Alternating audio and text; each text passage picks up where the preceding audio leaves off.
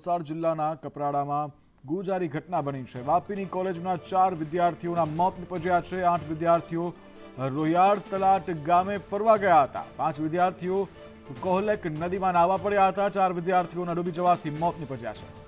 વધુ માહિતી સાથે સંવાદદાતા જાવેદ જોડાઈ ચૂક્યા છે। તેમની પાસેથી સીધી માહિતી મેળવી શકશું। જી જાવેદ। જી, આ વલસાડ જિલ્લાના કપરાડા તાલુકાના રોહિયાળ ગામ પલાટની ઘટના છે, જ્યાં વાપીની કોલેજના 8 વિદ્યાર્થીઓ ફરવા માટે ગયા હતા, જેમાંથી 5 વિદ્યાર્થીઓ કોલક નદીમાં નાહવા પડ્યા હતા, જેમાંથી 4 વિદ્યાર્થીઓના ડૂબી જવાથી મોત નીપજ્યા છે।